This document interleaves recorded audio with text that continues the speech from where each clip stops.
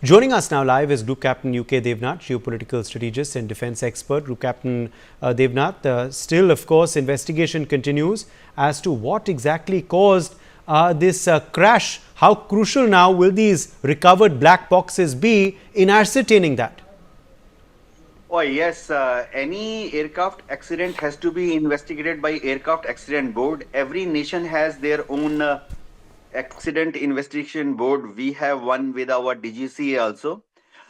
Primary clues are pilots, co-pilot's statement, or other air crew who are a flight crew who are, if they are available and alive.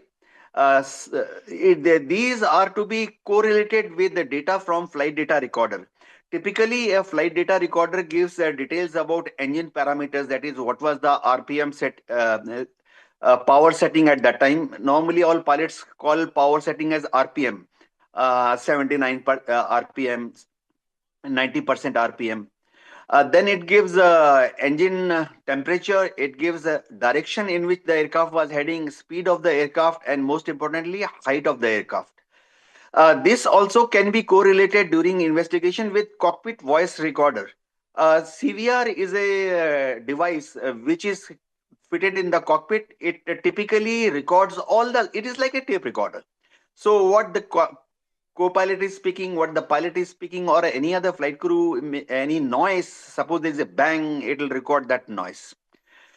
Now, evidence in this particular accident shows one starting point. Maybe that is the starting point. One can see in the video flames, momentarily flames and smoke coming out of the right of engine of the aircraft.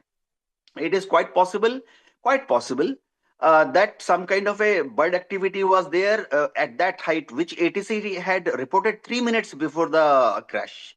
It is quite possible that one of the birds, and maybe a big bird, you see, there are birds which weigh 500 gram, there are birds which weigh 3 kg.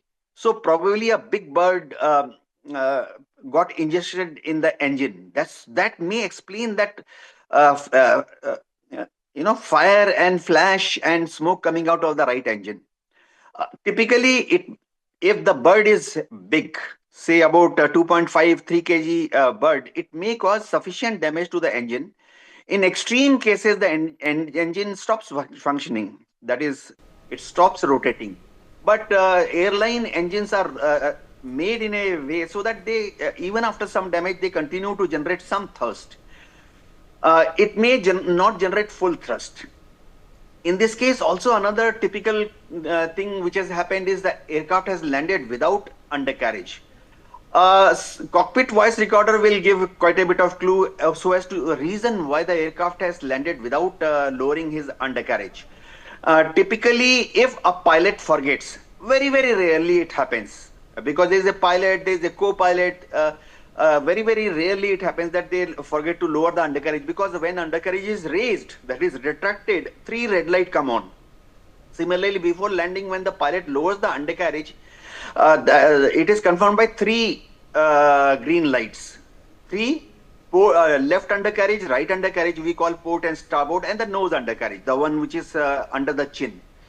Also, in most of the aircraft, Boeing 737, definitely if the pilot is coming in for landing, as he is descending from a certain height, say 1 kilometer, 500 meter, 200 meter, and in case he has not lowered the undercarriage because of some reason, say he was engrossed with some other activity, then there is a automatic warning given to the pilot that he has not lowered his undercarriage, so he should lower his undercarriage. It's an audio warning.